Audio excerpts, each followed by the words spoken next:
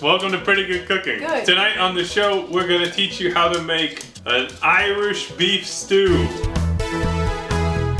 This name of the recipe is perhaps misleading in that this is probably not Irish in any kind of form, really. But it's important to know the context. That in America, we like to attribute things to Ireland that don't come from there. And this is one of those things. So happy St. Patrick's Day. I think we're gonna release this on that holiday. Thus I am wearing green, and this shirt's already stained, so I can cook without any concern for damage to my clothes. That's right, there it is. So let's begin. I've got my Dutch oven here, which will be our stew pot today, and we will heat up some oil. We want around 1/4 of a cup of olive oil. And I meant to tell you that this is a recipe request fulfilled for our Extra Life fundraiser that we do every year. If you donate enough money, we will make a video of your choosing. And this one is from Cody and Jillian. It's a lot of oil in that pot. Okay, so I'm following the recipe that Cody sent to me. I'm not good at following recipes, but I'm gonna more or less follow this one. So here I have some beef. The recipe calls for 1 1/4 pounds of beef. This is 1.94 pounds, so it's a little bit more beef. But I don't see how that could be a bad thing. I have cubed the beef into cubes. I think this is top round, and I have patted it dry and salted it. All right, so while that oil is heating up, we can get a beer. The recipe is very interesting. This is in many ways a traditional stew, and I will also note, in American cuisine, when we call a beef stew an Irish beef stew, that just means there's Guinness in it, and pretty much everything else is like a normal beef stew. So, with this, the recipe calls for 1 cup of Guinness, which we will pour into this here container, which leaves 1 tiny beer for me. Pound it! It was like a sip. This one's interesting because it also includes red wine.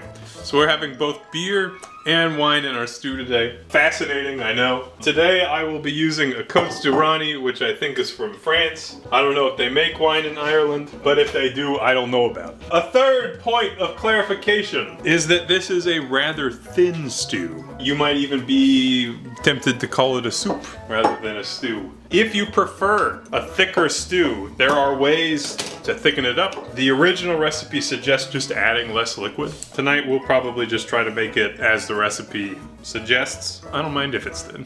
I like soup and stew. All right, taste your wine for poison.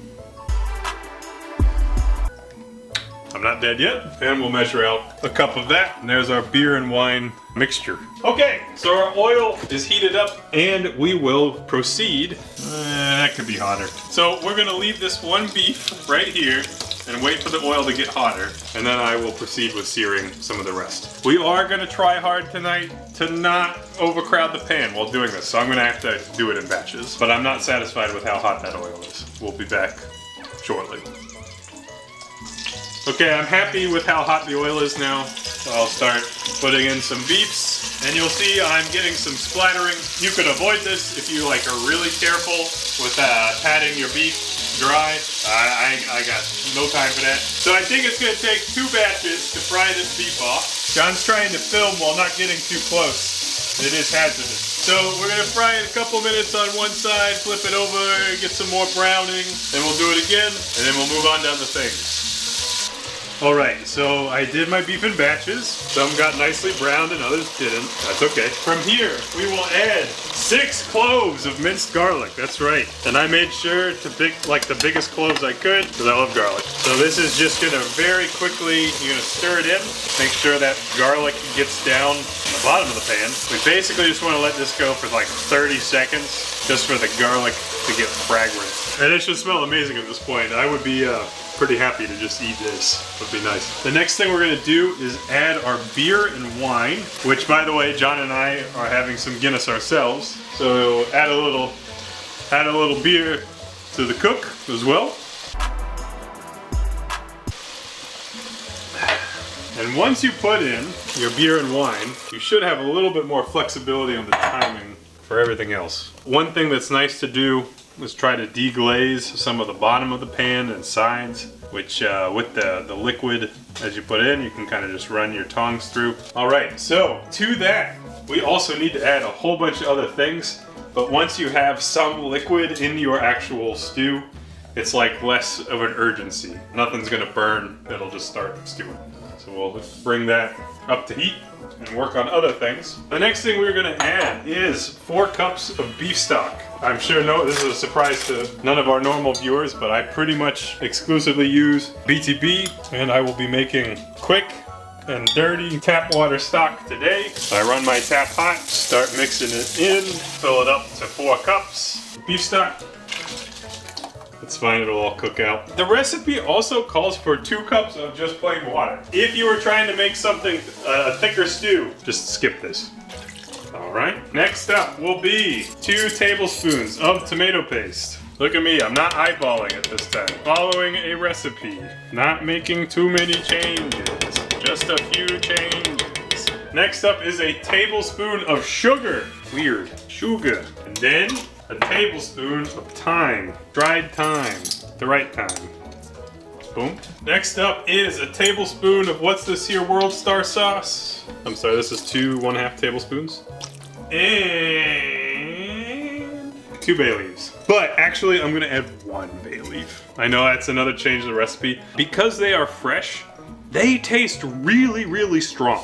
So I'm gonna cut the bay leaf in half because I'm worried about it being too strong. So there's one more addition, and this was a Cody suggestion, is that we put in some mushroom powder. I am actually all out of mushroom powder. I thought I had some, but I do not. Instead, I'm gonna make my own. I've got some dried chanterelle mushrooms here, which I'm gonna powder through the application of brute force. That's right. Go! Okay, I will use the ones that fell out. I'll start with that and maybe add a couple more. I'm hoping that this is relatively easy to turn into a powder. And if it isn't, then we'll just have some little bits of mushrooms in our stew, and I think that'll be just fine, you know? Who's gonna complain about that? This is working okay. Some of this ground down pretty nicely. Some of it's kind of a little chunky. I think this is good enough. Okay, so there's our mushroom powder. There'll be some little bits of mushroom. It's fine. Smells good. Okay, so what we're gonna do from here, give that a mix, and we're gonna bring it up to a simmer, and I believe after that we just put a lid on it. So we'll just go ahead, cut the heat to the lowest I can do, and we will leave that alone. So with this simmering for 1 hour, that means that we'll be back around 7, and after that, it's gotta go at least 40 more minutes, so it's probably gonna be like a 7:45, 8 o'clock dinner time. Just so you know, John. Okay, we're back. It's been about 50 minutes is how our stew's looking. Ideally, you would have it simmering lower, but that's fine. Who cares? Now we're going to get some veggies going. So in a pan, a separate pan, melt 2 tablespoons of butter over medium heat. And over here, we will chop those vegetables. This will be an onion. We'll use a whole onion. This is a sweet onion, I want to say. All right, and you can chop it to your preference. I'm not going to do anything super fine. I think it's kind of nice to have larger pieces of things in stews. All right, these you can just basically throw straight into the pan. We're just trying to get these a little bit browned before they go into the stew. Again, this is all for flavor. You know, if you don't care to do this, you could just throw it straight in, but this is what the recipe suggests. Okay, recipe calls for 4 parsnips or carrots. I'm using both tonight, and we'll peel them. A parsnip is very similar to a carrot, but you know, it kind of has its own flavor. Okay, so you can cut these how you would like. I think it's fun to do kind of I'm doing a poor version of it, but there's kind of like a Japanese way of cutting root vegetables where you kind of slowly rotate and you end up with kind of fun size pieces. And we'll do the same thing with our carrot. These carrots are kind of small that I picked out. So basically we're just frying these. It says to fry them for about 15 minutes. So essentially we're just trying to get some golden color on them. I suppose while we're doing that we could work on prepping the potatoes. You're supposed to use russets. I will be using mostly russets, but I have a few golden potatoes as well. These are the golden ones. And why? 1, it's for a depth of flavor. But 2, because there is no thickening agent, I actually think that golden potatoes kind of like break down a little bit more. They're a little bit starchier. So I thought it would be nice to add some extra starch. Basically, you peel these and chop them. I have lots of potatoes to peel and chop. So I'll peel a couple here, and then I'll show you how I'm going to chop them. Today, I'll do relatively large pieces. I think that'll be fun. And we can eat like, it'll be rustic style. Kind of mirroring the size of those beef pieces that we had earlier. So I'm going to chop all these potatoes, and we will be back after I do that. Okay, here's our onions, carrots, and parsnips. They look pretty good.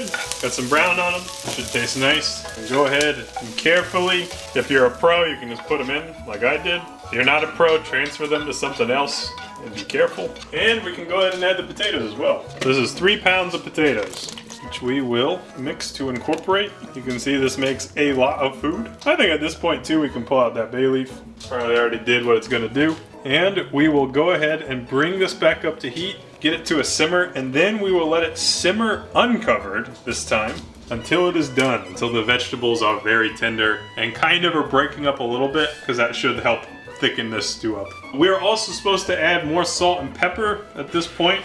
I am not gonna add the salt because I fear that it would be too salty. We can just salt at the end, but I will add the pepper. I will tell you that it smells really, really good, and the taste is good too, so far. I like the salt levels where they're at. I'm glad I didn't add any more. So basically, we'll bring this up to a simmer, and then we'll just leave it alone for a while. We'll simmer this probably another hour, and we'll be back. See you soon. All right, it's like 8 o'clock. I'm starving. The stew's done. The recipe says to tilt the pot to one side and try to get some of the fat off.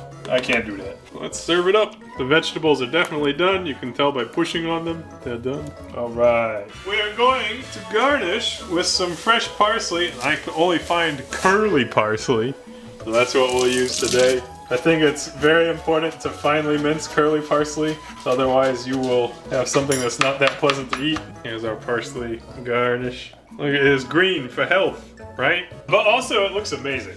It looks really, really good. And that's it. Let's taste the broth, which is probably gonna burn me anyways. Yeah. This is really, really good. Really, really good. It is so rich. Like this is, I don't know, like one little bowl will probably do you. That's a potato that John's zooming in on. It is really interesting to me. It's so familiar to have like red wine in a beef stew, but the Guinness adds another dimension. It's almost like you added 2 kinds of wine, but one of them was beer. The mushrooms also come through, and there was no textural weirdness from that, so that's good. But yeah, this is delicious. Just don't eat too much of it, I think. I think that's the key. Unless you're trying to like fortify your gut for a night of heavy drinking, which you might be because it's around St. Paddy's Day that this episode's coming out. I'm really excited to eat. I'm so hungry.